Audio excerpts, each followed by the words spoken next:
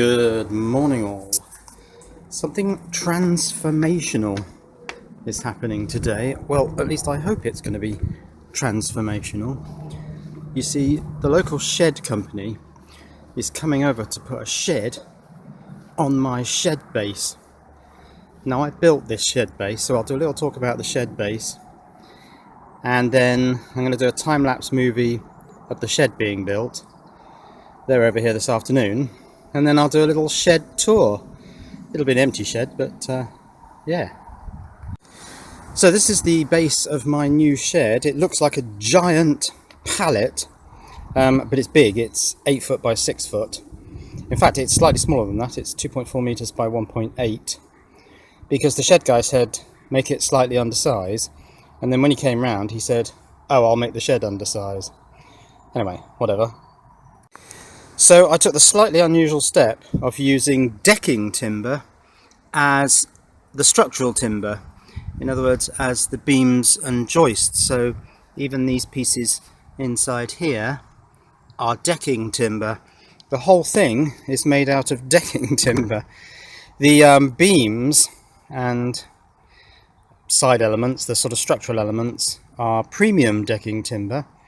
And then the top boards are a cheap decking timber, because the shed company are going to lay down an 18mm plywood base. So I figured, firstly, I didn't need to fully board it, and secondly, I didn't want to spend too much money on the top timbers, because it's going to have a very nice piece of ply placed on top of this. So this thing is perched on 6 legs, which are 4x4 fence posts, or 100mm by 100mm, as it is here. Those are concreted in.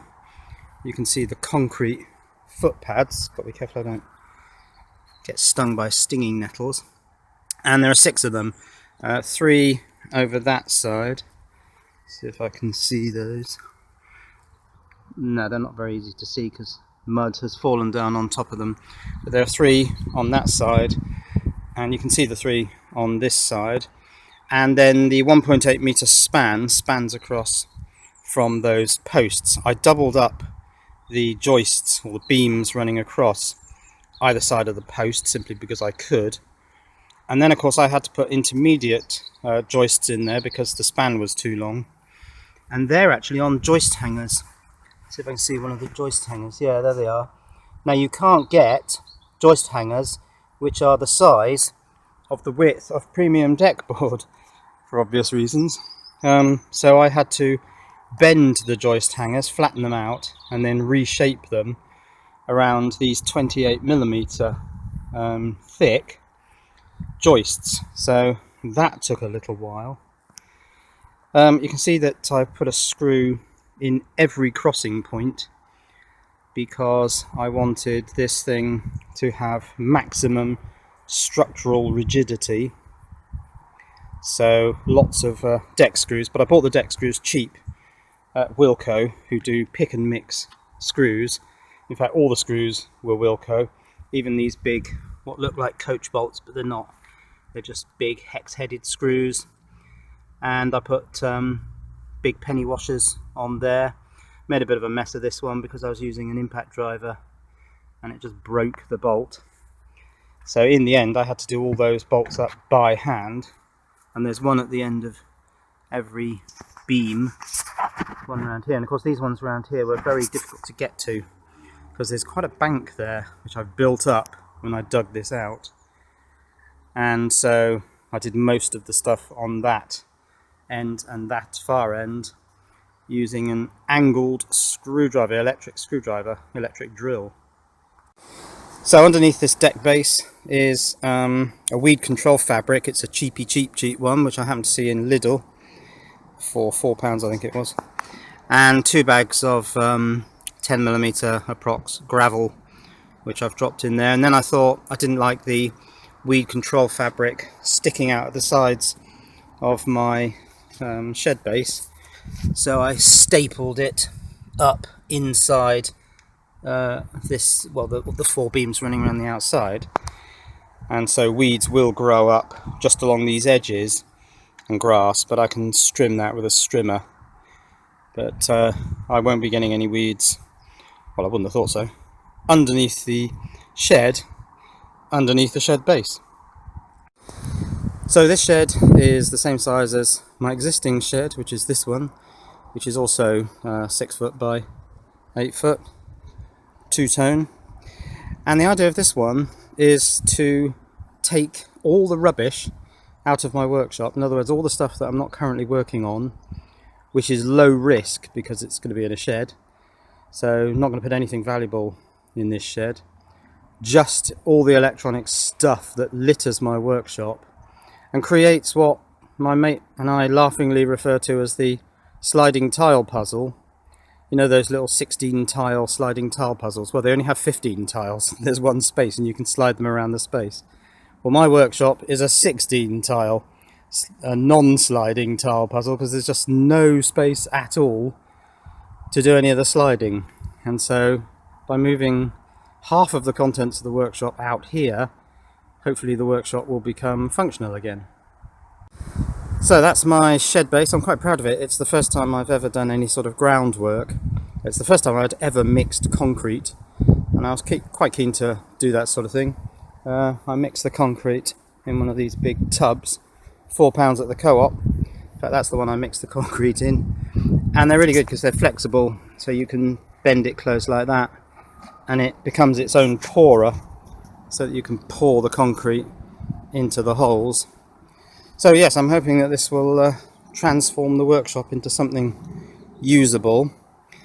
So I'll now wait for the guys to turn up and then I'll do my shed build time lapse.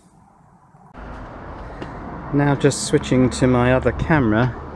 You may not be able to hear me quite as well because this is my Nikon camera and the microphones are at the front. But I thought I'd just try it out. This one has image stabilization, so it should be a much more stable shot of the shed base again. And there it is, in beautifully stabilized. Oh, 1080p 25 Nikon glory. Cue the time lapse.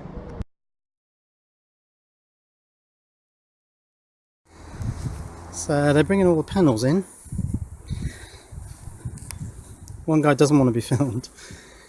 You gotta love it, haven't you? But these are nicely made. This is 2x2, screwed. It's all screwed. Well, the feather edge is nailed. Let's have a look at this roof piece. Okay, that's nailed. Can't see whether the top sections are screwed. But all these sort of cross pieces are all screwed, so proper construction. Very nice.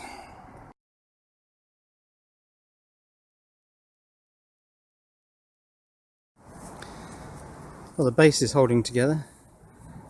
Two blokes standing on it, and I should hope it would. And it is, so far.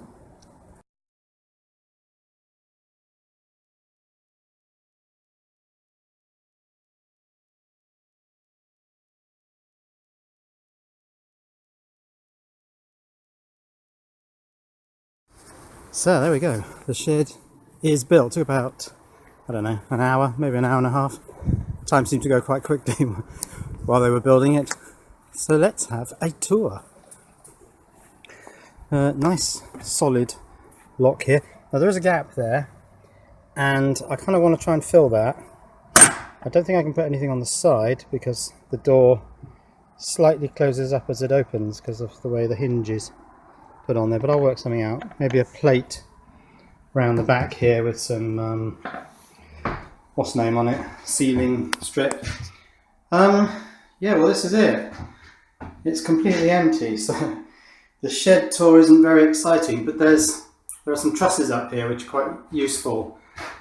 That's going to enable me to put like long bits of wood or something up into the roof space. This area up here seems pretty well sealed, so I don't think anything's going to get in there. So it's really just the door that I need to sort of weather strip, because I would quite like to seal out insects, because I don't really want to come in here move a box and there's a spider the size of a dinner plate. These windows are enormous. They're almost half the height of the shed, not quite, maybe just over a third, but I kind of wish I hadn't gone for such large windows now. I'd have been quite happy with windows that sort of ended there at the top, so they were high up. They weren't sort of that full height, because I'm not planning to sit in here and look out, and I don't really want the ability to look in particularly, but so I'm not sure. I might possibly cover some of it up. I don't know, it seems a shame, but I might do that. And now the sort of skirt, which is just bare wood, is a bit obvious, so I'm going to have to paint that. But I think I've got some forest green. This is Cuprinol forest green, but the door's blown open.